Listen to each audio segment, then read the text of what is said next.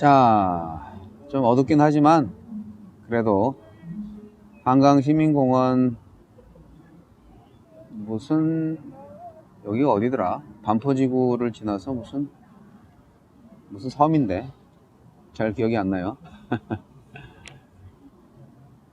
오늘은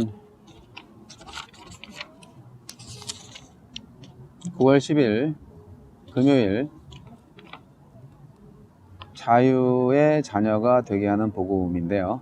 갈라디아서 4장 21절로 31절 말씀. 내게 말하라. 율법 아래에 있고자 하는 자들아, 율법을 듣지 못하였느냐?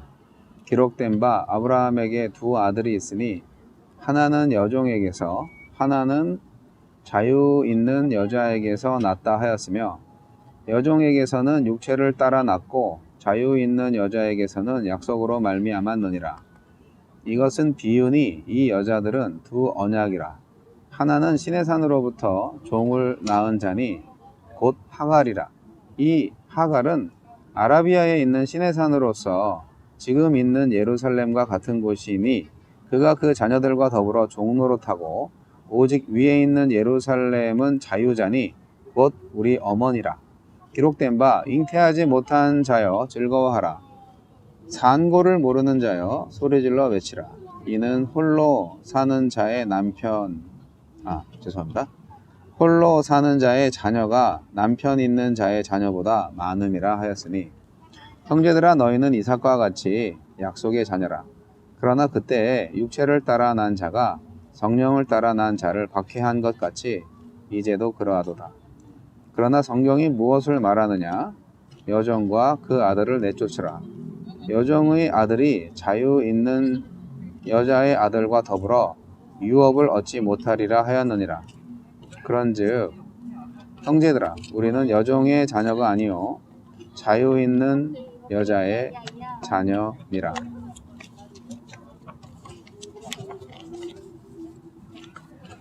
네.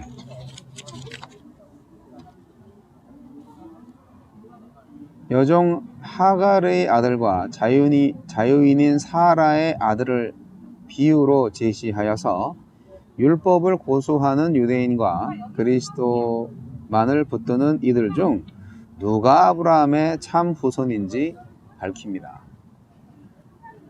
우리에게 주시는 교훈은 무엇입니까?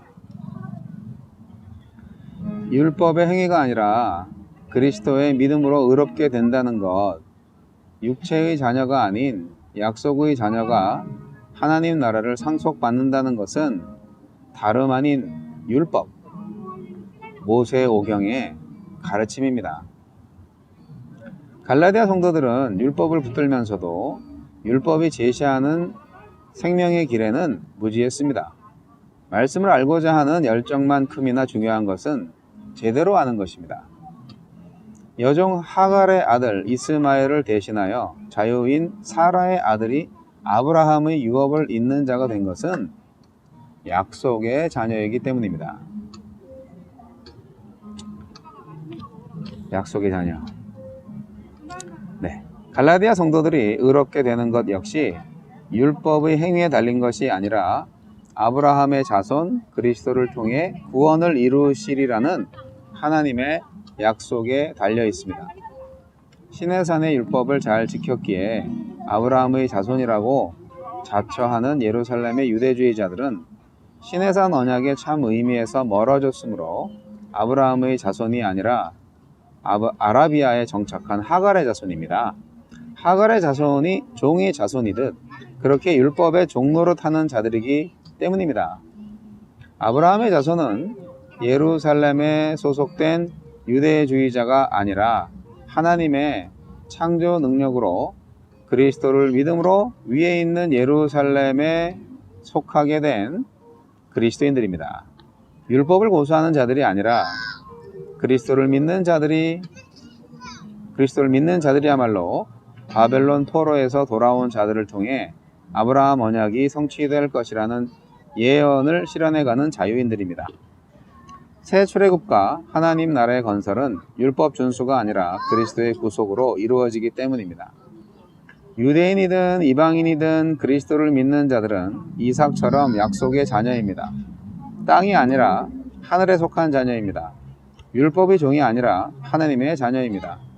이삭이 이스마엘에게 핍박을 받았듯이 성령을 따라 사는 그리스도인들도 육체를 신뢰하는 자들에게 핍박을 당할 것입니다. 하지만 이스마엘과 하갈이 쫓겨났고 영에 속한 자와 육에 속한 자가 함께 유업을 얻을 수 없었듯이 성령 안에서 약속을 믿는 그리스도인들만 아브라함에게 약속하신 하나님 나라를 상속받을 것입니다.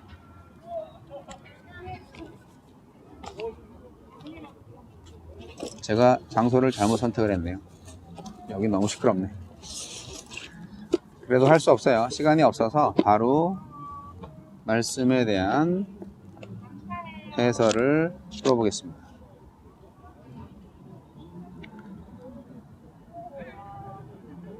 성령을 따라 약속을 따라 가자, 뭐 이런 말씀인데요. 하나님 나라는요, 하나님의 약속을 따라가는 나라입니다. 그리고 그 약속은 전적으로 하나님의 은혜를 인하여서 이루어진 것이죠. 왜 하나님은 하갈의 아들이 아니라 사라의 아들을 통해서 언약을 맺어 가시는지, 그것을 바울 사도가 오늘 말하고 있습니다. 하나님 나라의 세계관과 이 세상 세계관의 가장 큰 차이가 뭘까요? 네, 그것은 어떻게 보면 은혜죠. 은혜의 원리가 작동되는 세계다 하는 것입니다. 하나님의 나라가 그렇다는 것이죠. 그것이 인간의 노력이나 반응을 배제하는 것은 아닐지라도 하나님의 주권과 의지가 절대적으로 작용하는 곳이 바로 하나님의 나라입니다. 율법은 과거에는 굉장히 쓸모가 많이 있었어요. 그러나 오늘날에는 은혜가 옴으로써 이제는 그 쓸모를, 그 사명을 다하게 된 것입니다. 오늘날 신약 성서를 통해서 모든 믿음의 자녀들은 율법의 행위가 아니라 믿음으로 의롭게 된다고 바울 사도를 통해서 성경은 말하고 있습니다. 성경 전체가 우리가 하나님의 백성이 되는 것은 하나님의 은혜와 이에 대한 우리의 반응으로서의 믿음으로 된다고 말해주고 있지요. 말씀을 알고자 하는 열정만큼 바르게 아는 것도 중요하지 않나, 그런 생각이 듭니다. 하나님께서 아브라함의 자녀 중에서 이스마엘이 아니라 왜 사라의 몸에서 난 이삭을 통해서 언약의 약속을 이루시는가? 그건 사실 몰라요. 왜 그랬지? 그렇게 노력을 했으면 좀 가상히 여겨줄 법도 하지 않나? 글쎄요. 인간의 생식 능력이 아닌 하나님의 약속과 그 약속을 신실하게 이루신 하나님의 창조 능력을 믿게 하기 위해서죠.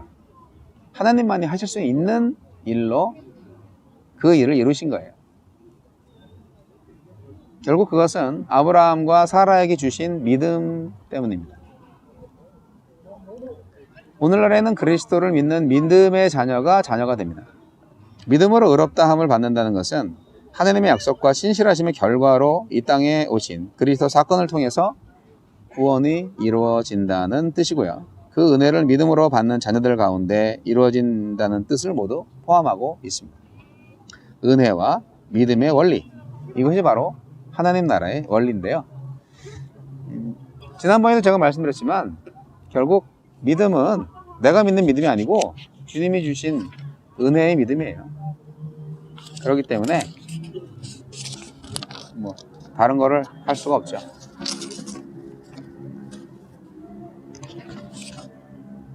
자,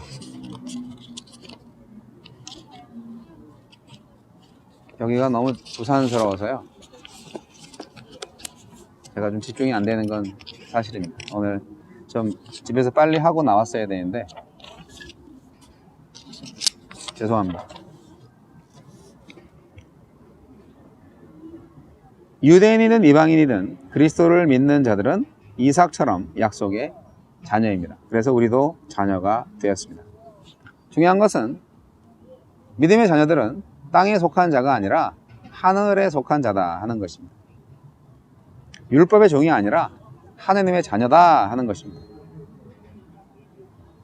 이삭이 이스마엘에게 핍박을 받았듯이 성령을 따라 사는 그리스도인들도 육체를 신뢰하는 자들에게서 핍박을 받을 것입니다. 네, 이게 좀 복선이죠. 하지만 이스마엘과 하갈이 어떻게 됐어요? 쫓겨났어요. 결국 영에 속한 자와 육에 속한 자가 함께 유업을 얻을 수 있다 없다? 없다. 그랬듯이 믿음으로 약속을 받은 사람, 그리스도인들인 아브라함의 자녀들, 아브라함에게 약속하신 하나님의 나라를 받을 사람들, 바로 우리들이 상속을 받게 될 것입니다. 아이고, 오늘 금요일인데 여러분, 우리에게 복음이 있는 것을 너무 감사하게 생각을 합니다. 이렇게 한국에 와보니까 집안에 있을 때는 몰랐는데 제가 3주 동안 택시를 하면서 사람들도 많이 만나고 손님들이 무슨 말을 하겠어요. 자기네들끼리 말을 하겠죠. 그런데 하나님께서 어떠한 것이든 뭐랄까 경험하게 해주시는 것 같아요. 그래서 정말 완전히 바뀐 이 한국을 지금 보고 있습니다. 왜 사람들이 서울에만 모여 살까?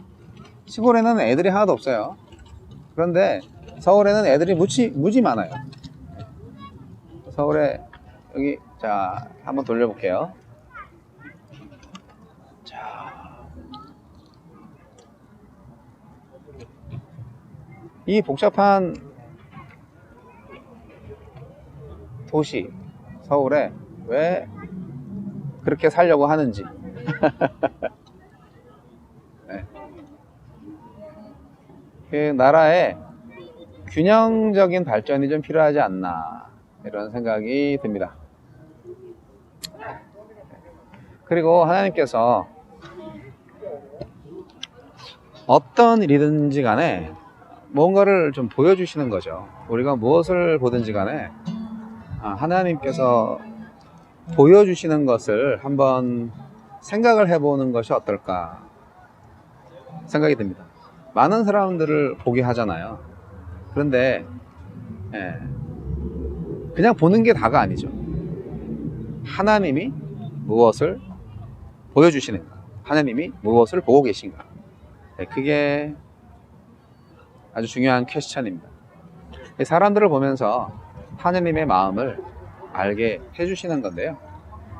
저와 여러분이 바로 그 하나님의 마음과 하나님의 눈을 가지게 되는 삶의 경험을 알게 되는 게 아닌가 생각을 합니다. 지금 한국은 완전히 가을이잖아요. 여기 한강시민공원에 무수히 많은 사람들이 나와서 산책하고 강아지 산책시키고 애들 데리고 나오고 저기 옆에는 또 기타도 갖고 나와서 연주도 하면서 연습인지 데이트인지 하고 있고, 네, 상당히 풍성해진 우리나라. 하지만 역시 삶의 목적은 정확하게 알지 못하는 그런 분위기. 그래서 이 땅에, 이곳에 정말 그리스도의 복음은 더욱더 절실히 필요하다 라는 생각이 듭니다. 저와 여러분에게 복음이 되신 그리스도를 찬양하며 복음을 통하여서, 복음이 된 우리를 통하여서 우리의 주변 환경을 변화시키고 하나님의 나라를 만들어가는 길이 무엇인지 오늘도 복음의 능력을 의지해서 한번 잘 찾아보시기 바랍니다. 여러분 사랑합니다.